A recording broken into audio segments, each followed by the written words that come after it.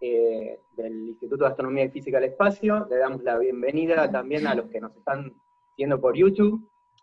En el día de hoy tenemos el coloquio titulado Ciclos de Actividad Estelar, que está a cargo de la doctora Andrea Buccino del IAFE. Que bueno, le damos la palabra a Andrea.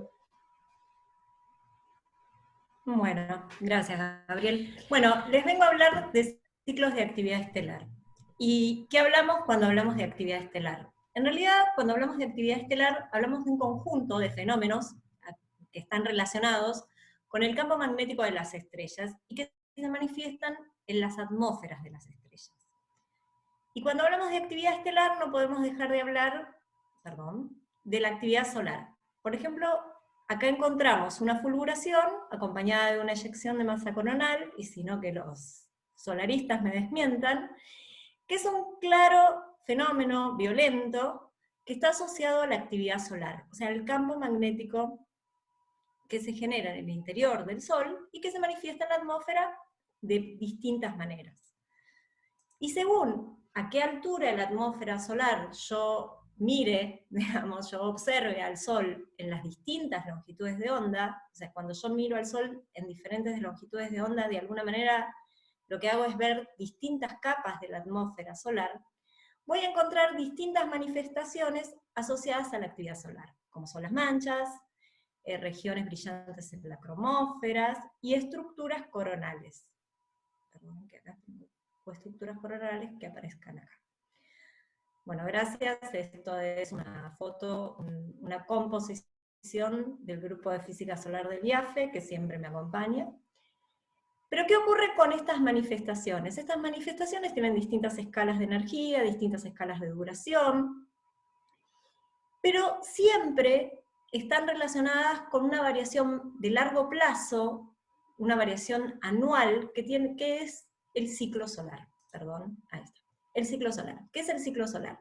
Se sabe que estas manifestaciones asociadas a la actividad estelar no aparecen, digamos, no surgen, digamos, no aparecen en la atmósfera, no se observan en la atmósfera de la misma manera a lo largo de los años, sino que esta es una composición de imágenes del Sol para distintos niveles de actividad, y se ve que durante el mínimo, por ejemplo, la cromósfera solar se verá así, con granulación, pero a medida que aumenta la actividad solar aparecen zonas más brillantes, hasta que luego vuelve a este estado tranquilo.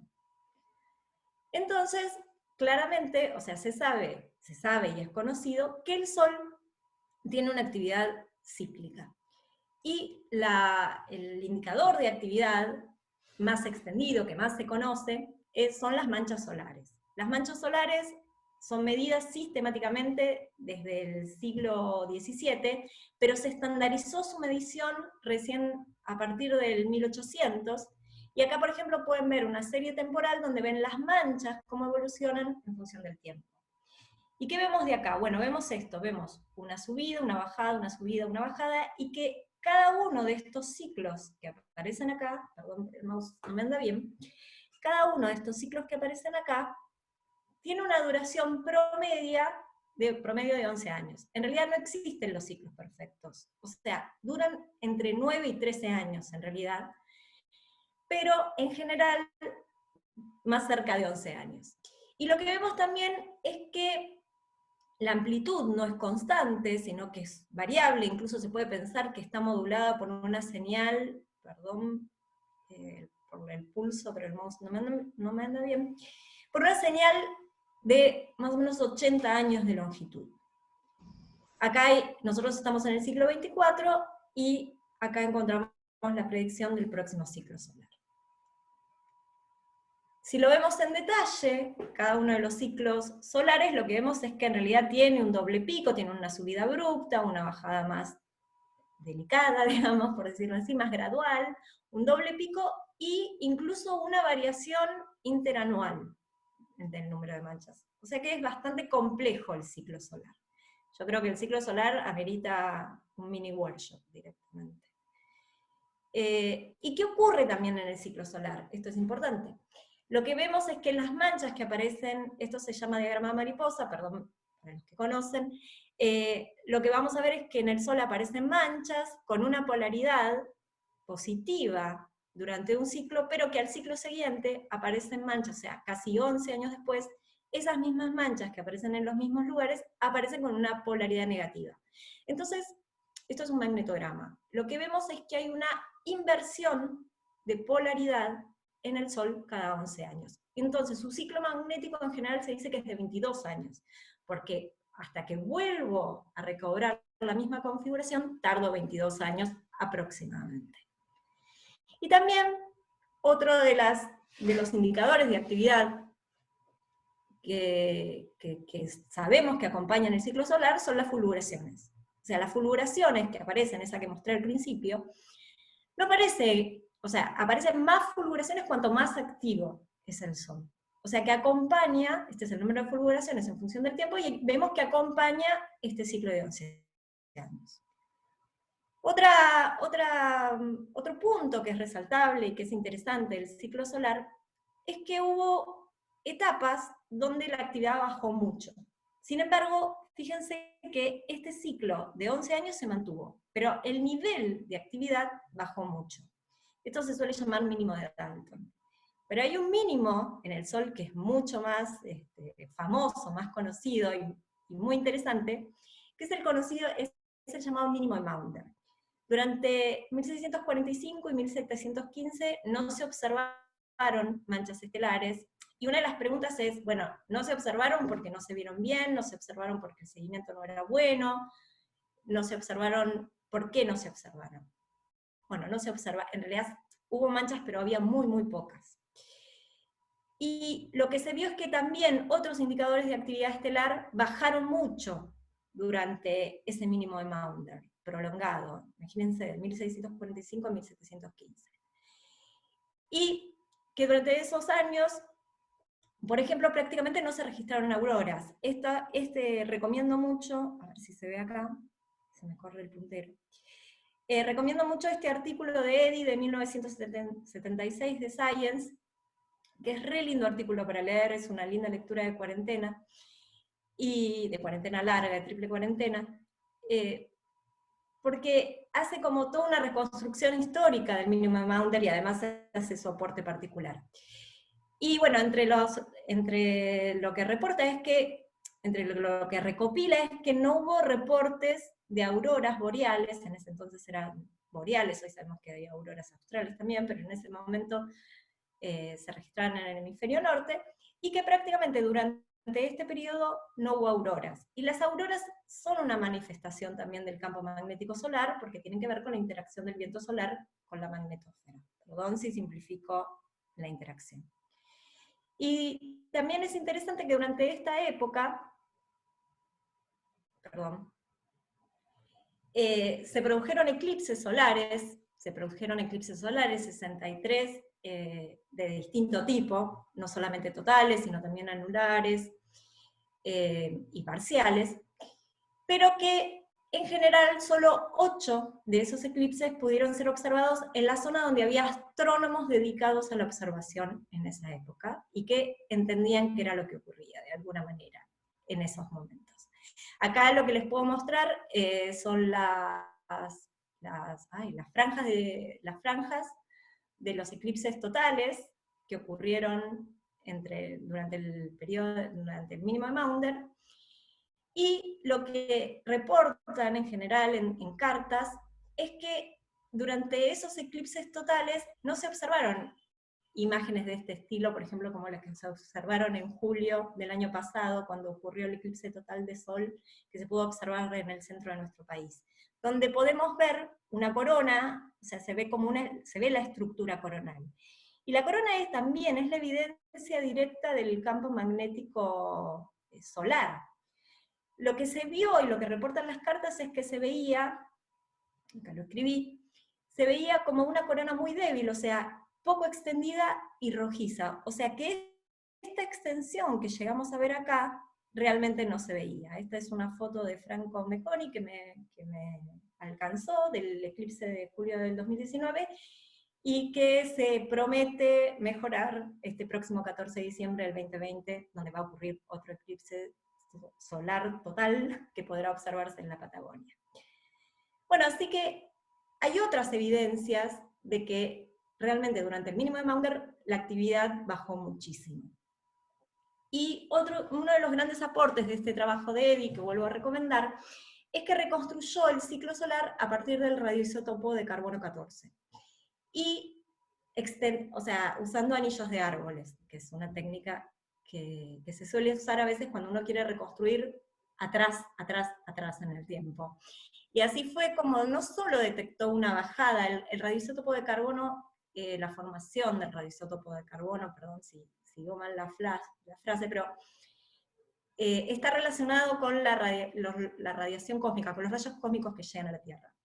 Y los rayos cósmicos que llegan a la Tierra de alguna manera están relacionados con la actividad solar, inversamente relacionado. Entonces, es un indicador de actividad solar, igual de largo plazo, fíjense que no es tan preciso como son las manchas, pero me puede dar una idea del envolvente.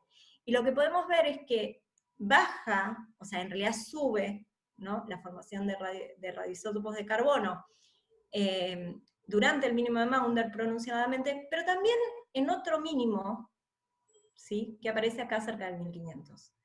Entonces, y esto corre por mi cuenta, el mínimo de Maunder, o el mínimo de Dalton, o los mínimos prolongados en la actividad solar no parecieran ser un caso particular, sino que son propios de la actividad solar. ¿Y cómo se produce esta actividad solar? ¿Cómo se produce este ciclo solar? Bueno, la explicación más sencilla, pero también la más acordada, es que en realidad hay una retroalimentación entre el campo poloidal, que va de polo a polo, y el campo toroidal. Hay como un mecanismo que se llama dínamo, que genera, que mantiene este campo magnético andando y este ciclo, ¿sí?, así, operando. Las líneas de campo magnético están congeladas al plasma y según cómo se mueva este plasma van a arrastrar a las líneas de campo magnético. El Sol tiene una característica particular, que es que rota más rápido en el ecuador que los polos, y lo que hace es deformar las líneas poloidales y generar estas líneas toroidales que aparecen acá. Pero los movimientos helicoidales de la convección lo que hacen es volver a deformar estas líneas, y también el transporte en el plano de retita también lo que hace es deformar estas líneas poloidales. Este mecanismo se llama el mecanismo de Bacco-Clayton, este mecanismo se llama el efecto alfa, y este mecanismo se llama el efecto omega. Todos juntos hacen que, el efecto alfa y el mecanismo de Bacco-Clayton vuelven a generar el campo poloidal, y nuevamente comienza este ciclo que está acá, ¿sí?, de sostenimiento del campo magnético, y por lo tanto explican y modelan esta actividad cíclica en el Sol. Muy naif la explicación, pero esa sería la idea. Entonces, en realidad, bueno, acá les muestro, ahí está, ahí les muestro una peliculita de lo que estaría pasando con ese campo poloidal que se deforma, y que luego se vuelve a deformar, ese campo poloidal que se vuelve toroidal, y se vuelve a deformar debido a los movimientos helicoidales. Si realmente queremos encarar este problema, habría que resolver estas ecuaciones, que son las ecuaciones de la evolución del campo magnético con la dinámica del plasma, e incluso resolver, ¿no?, la termodinámica del plasma en las distintas regiones. O sea, realmente es un problema muy, muy complejo, difícil de abordar, y que se aborda de distintas maneras en la literatura. Una de las maneras, de las primeras formas de abordarlo, y la que realmente trajo buenos resultados en el sentido que reproduce el ciclo solar, es la teoría del campo medio, donde lo que se hace es un promedio, o sea, se habla de un campo medio, no se habla de, perdón, me está fallando el mouse, se habla de un campo medio donde se hace una aproximación axisimétrica. Entonces, el potencial vector me genera una componente poloidal, y acá tengo una componente toroidal. O sea, hablo de componente poloidal y toroidal. Y su evolución está dada por las siguientes ecuaciones, donde hay términos difusivos, donde acá está el efecto alfa que me genera este campo poloidal, y donde este campo toroidal es generado un poco por el efecto alfa y otro poco por la rotación diferencial. Por este término que está acá, perdón, que tiene que ver con lo que se suele llamar con el shearing, o sea, con la variación, ¿sí?, de rotación dentro del interior solar. ¿Y dónde ocurre el shearing en el Sol? ¿Dónde está esa fuente de campo toroidal? Bueno, el interior solar, ay, estoy peleando con el mouse, perdón. El interior solar está formado por una zona radiativa, por un núcleo donde se producen las reacciones nucleares, donde se genera toda la energía, y se puede estratificar el interior en 3 regiones. Bueno, 4 en realidad, si uno incluye el núcleo. El núcleo, una zona radiativa que gira rígidamente, que rota rígidamente, perdón, y una zona convectiva, donde hay rotación diferencial, y una pequeña interfase entre la zona convectiva y radiativa, donde se produce esta variación, donde se produce este shearing más fuerte. Se piensa que en el Sol el shearing está localizado en la tacoclina. Acá, por ejemplo, por heliosismología, lo que pueden ver es una imagen del campo de velocidades de estas regiones, ¿no? De la zona radiativa y la zona convectiva. Y esta región que aparece acá, muy finita, es la tacoclina. Bueno, ¿por qué vengo a decir esto? Ya van a ver más adelante.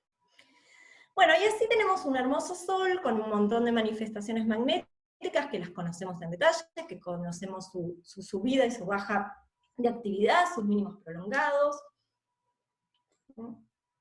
que podemos estudiarlos en distintas escalas temporales, en distintas escalas espaciales, pero la verdad que tenemos una única estrella con estos parámetros estelares, con esta temperatura, con este periodo de rotación y con esta edad.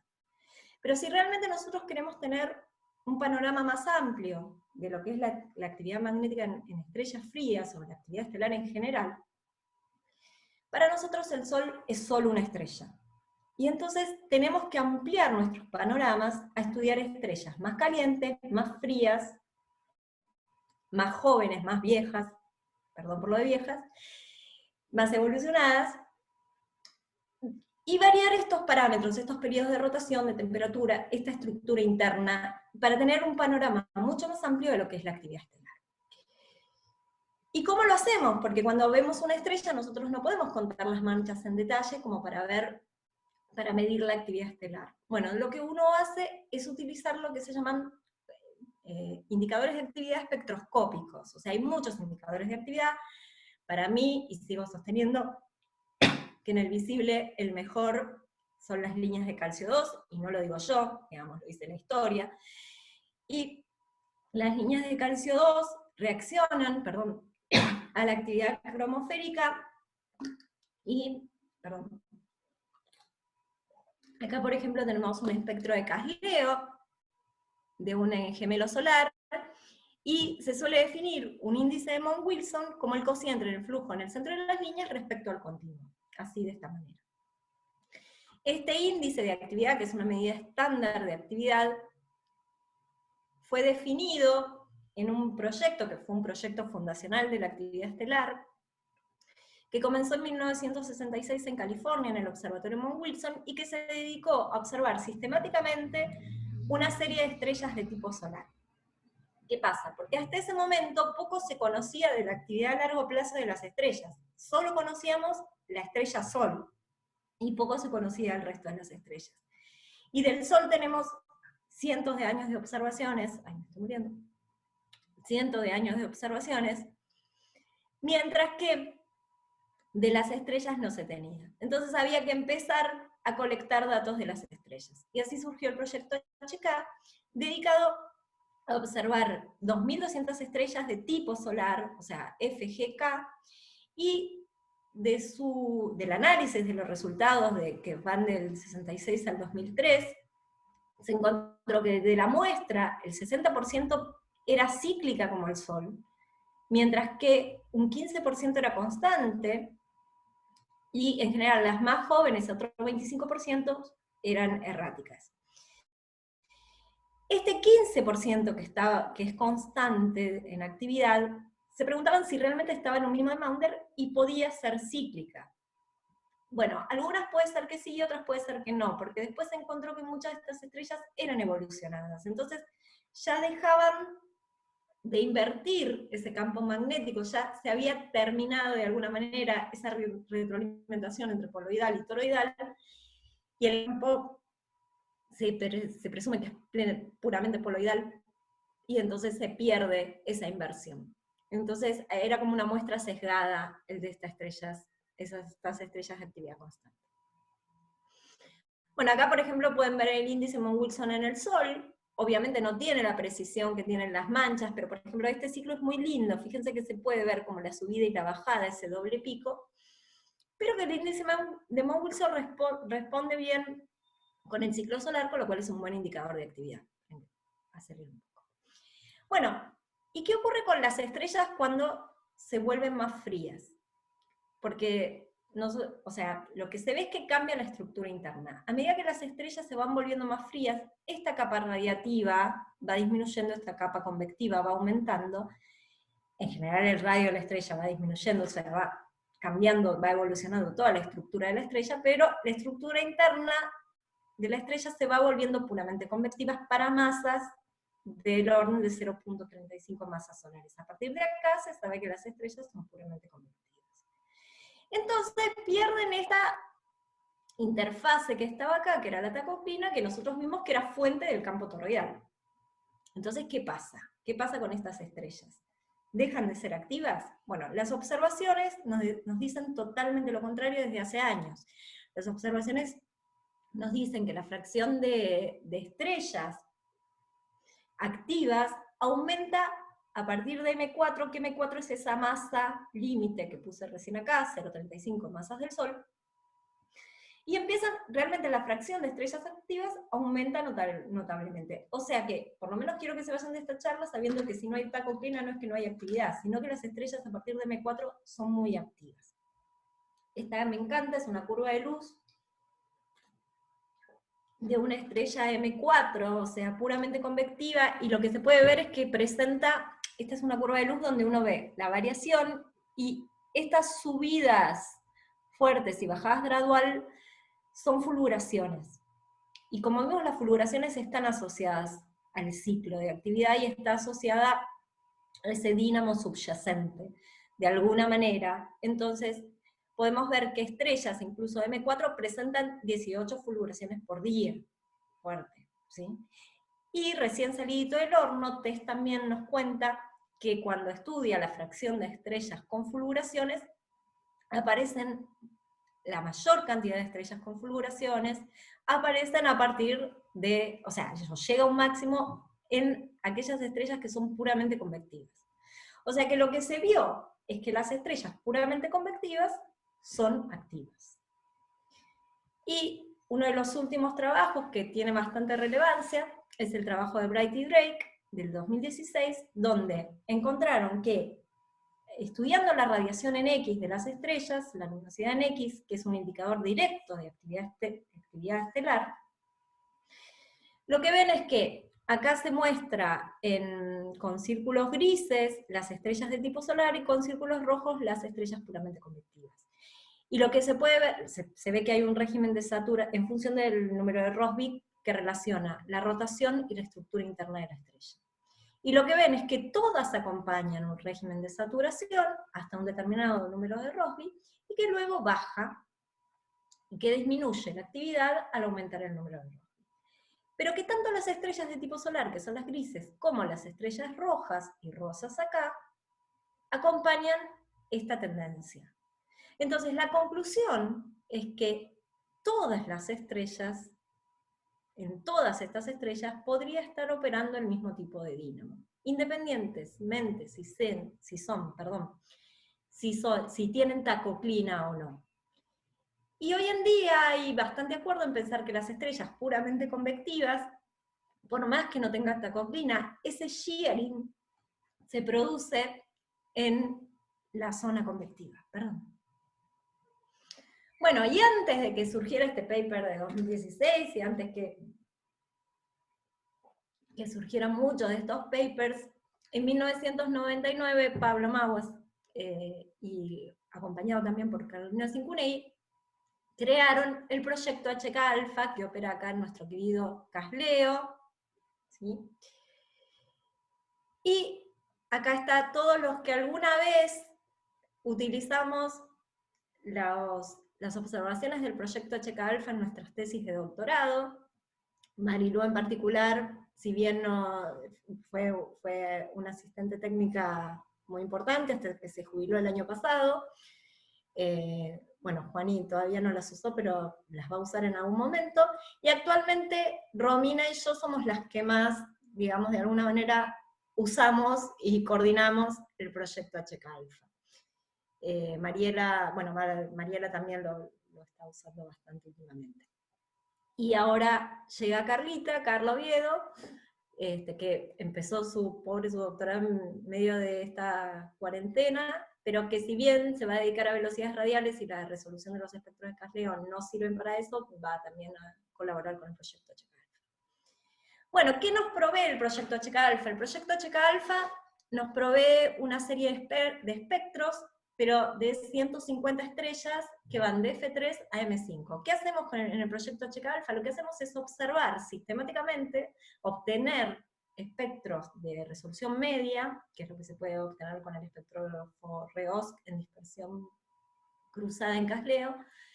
Lo que hacemos es observar sistemáticamente 2 o 3 veces al año una serie de estrellas del hemisferio sur, con lo cual es complementario de aquel proyecto HK que les mostré al principio, pero yendo incluso a estrellas mucho más frías que lleva el proyecto HK, para ver qué ocurre en aquellas estrellas que son puramente convectivas y que poco se conoce de su actividad a largo plazo.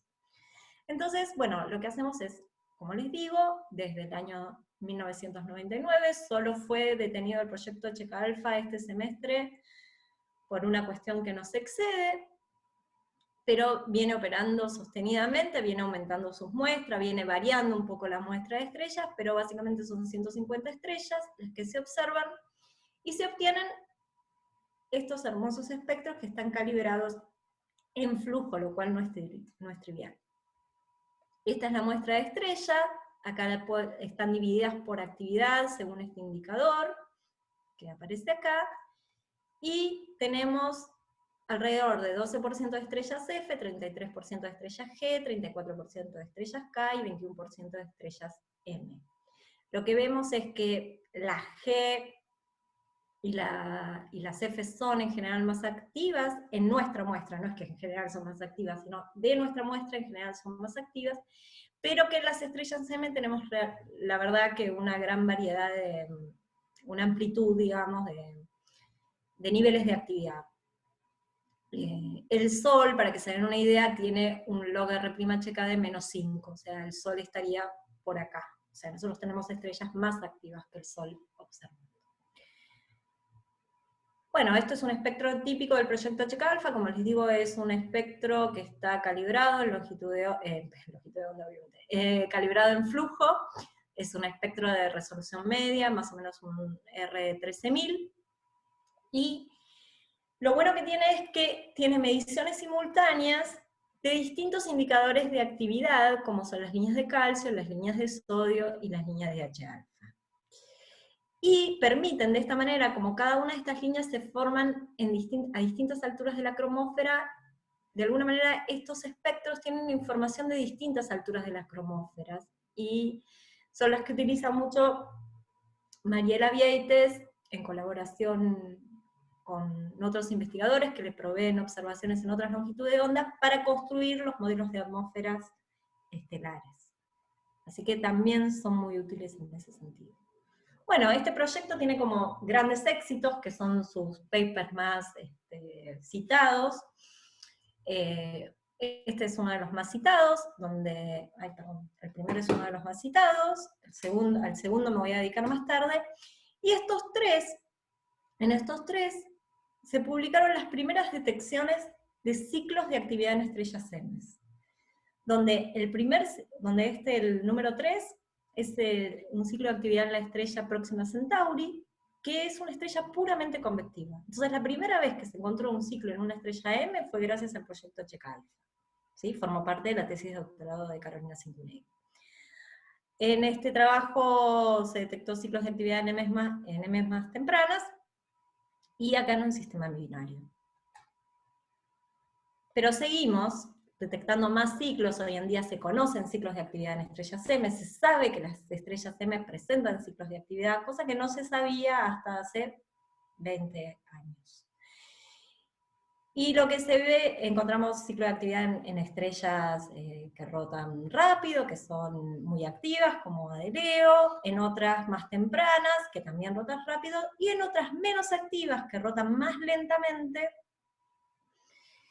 y que son menos activas, como es ROS 128. Bueno, estos últimos trabajos forman parte de la tesis doctoral de Romina Ibáñez Bustos, así que yo no me voy a dedicar a explicarlos mucho, y en un futuro ella los explicará. Pero ¿qué es lo que encontramos? Si uno analiza los ciclos, el nivel de actividad en función del periodo de rotación de las estrellas, en general lo que se ve es que hay, así como se mostró con el índice de actividad X, con la luminosidad en X, lo que se ve es que hay un régimen de saturación y que después baja el nivel de actividad con la rotación. Esto es solo estrellas M.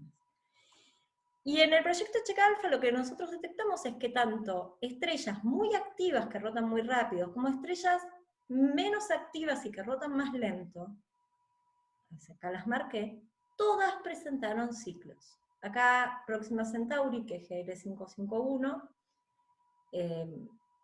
este es un outlier, digamos, se le suele considerar un outlier de este diagrama. Pero en todas las que siguen esta relación, vimos que hay ciclos de actividad. Bueno, eso es como el aporte que hicimos con el proyecto Checa Alpha. Sumar estadística en un campo donde realmente no había observaciones. Ahora, entre los greatest hits, digamos, entre los grandes éxitos del proyecto de Checa Alpha, yo nombré en segundo lugar una estrella de tipo solar que es Epsilon Eridani.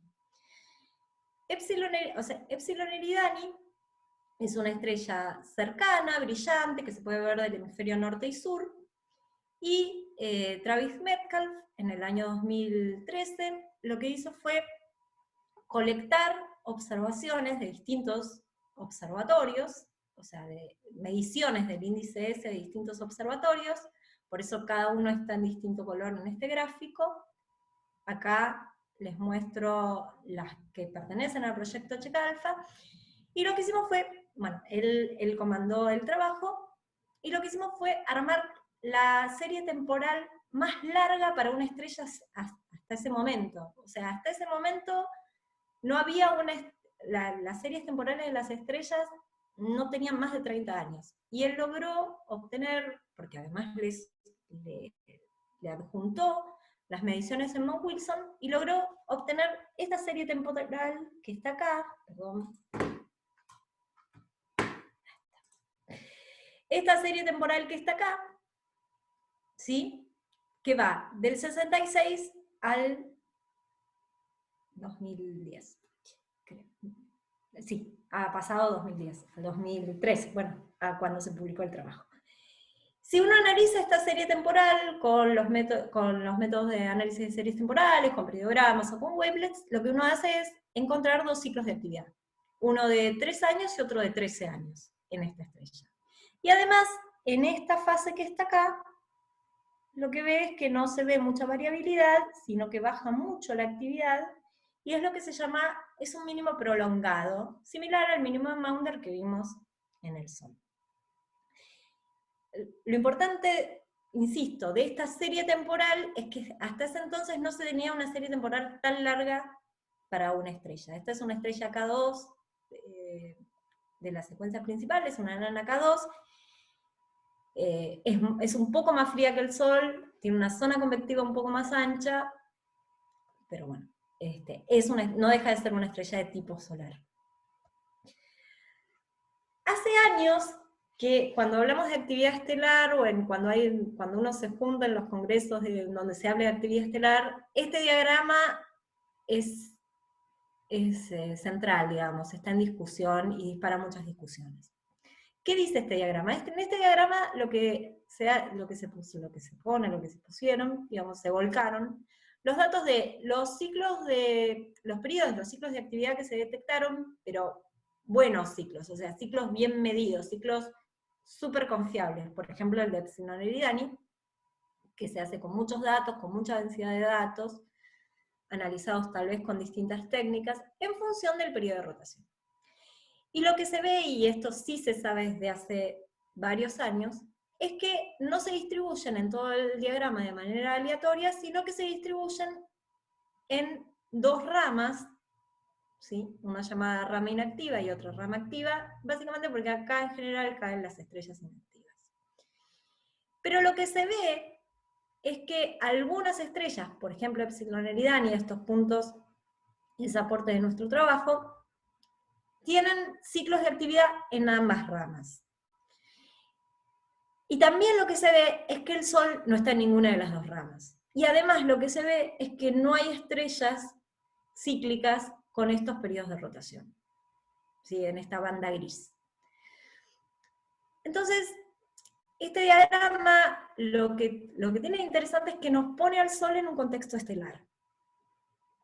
Ay, perdón, en un contexto estelar. Entonces, ¿y cómo se interpreta? La pregunta es, bueno, ¿cómo se interpreta esas estrellas que tienen dos ciclos de actividad? Es otra de las cosas que disparó este trabajo. Bueno, una interpretación que plantea von Witens en el año 2007 es que, en realidad, en estas estrellas donde hay dos ciclos de actividad, hay dos dínamos. Uno en tacoclina, como el dínamo solar que mostré recién, donde hay un efecto omega y un efecto alfa, no habla del mecanismo Bacon-Clayton, y otro en la superficie. Como que hay dos dínamos distintos, en aquellas estrellas donde se presentan dos ciclos de actividad. Y que el dínamo de tacoclina es responsable del ciclo corto, y el dínamo de superficie es responsable del ciclo largo. Bueno, con este problema y con esta estrella tan interesante, me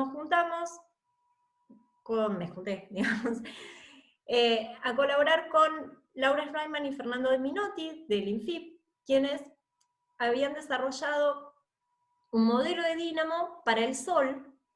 Es un modelo de dínamo axisimétrico, no lineal, que plantea parámetros de base que después los perturba, y así va resolviendo las ecuaciones del dínamo en forma cuasi exacta, digamos. O sea, cuasi exacta después de última que lo expliquen ellos. Pero va resolviendo haciendo el menor modelado posible, de alguna manera. Un modelo de dínamo en general tiene ingredientes, como puede ser la difusividad, el modelado del efecto alfa, la rotación diferencial, pero este modelo en particular, de Schreiman y Minotti, tiene pocos parámetros de entrada.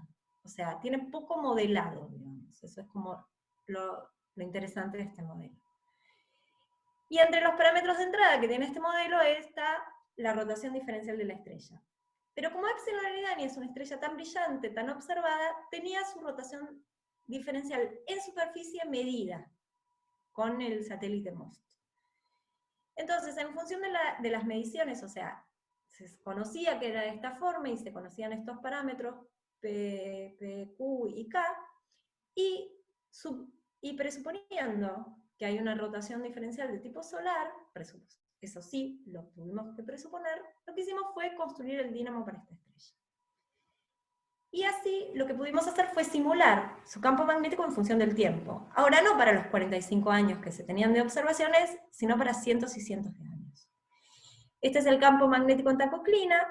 Ven que el campo toroidal se invierte. Es una especie de diagrama mariposa, cada 4 años más o menos. Y que también esa amplitud es variable en las tres componentes del campo, incluso atravesando fases en donde la amplitud baja notoriamente. Lo que hicimos fue definir un índice de actividad en función del campo magnético que podíamos modelar en superficie, y lo que obtuvimos fue una especie de índice de actividad magnético para poder compararlo con las observaciones, es el campo integrado, proyectado en la línea de visión, y lo que se ve, y construimos una serie temporal, como les digo, de cientos de años para Epsilon Eridani. Lo que podemos ver son máximos prolongados del estilo de mínimo prolongado del estilo de mínimo de Dalton, donde sigue estando presente el ciclo corto, pero realmente la intensidad baja mucho. Si además lo analizamos esta serie de datos con un periodograma, que es con lo que uno analiza las observaciones, obtenemos un claro ciclo de actividad de 4 años y un ciclo de actividad de 11 años. Recuerden que de las observaciones habían salido un ciclo de actividad de 3 y 13 años. O sea que esa variación de corto plazo y una variación decadal lo encontramos en este dínamo. Y si nos metemos adentro de la estrella y vemos cómo evoluciona el efecto alfa a lo largo del tiempo, lo que vemos es que hay un efecto alfa de base, que sería el efecto alfa en tacoclina, responsable de ese ciclo corto y de esa inversión del campo magnético, y otro alfa superficial, asociado un poco con el transporte, o sea, con la velocidad meridional en la superficie, y lo que vemos es que este alfa, varía, o sea, tiene los máximos cada 10, 11 años, y que pareciera realmente ausentarse en determinadas épocas que coinciden con esos mínimos prolongados. Eso sería como o sea, como que nos cierra de alguna manera, esto lo publicamos hace muy poquito, nos cierra de alguna manera, pudimos construir un modelo de dínamo para Epsilon Eridani, que era una de las estrellas cuyo registro de actividad era el más amplio y el más denso. Bueno, también como parte de esta triple cuarentena, se recibió, y en el contexto de la colaboración con Schreiber y Minotti, terminó su tesis de licenciatura Pablo Olivar, y parte de lo que hicimos en la tesis de Pablo fue estudiar qué ocurriría, si nosotros obtenemos el dínamo de soles, o sea, de estrellas que son iguales al Sol, pero que rotan más rápido o más lento.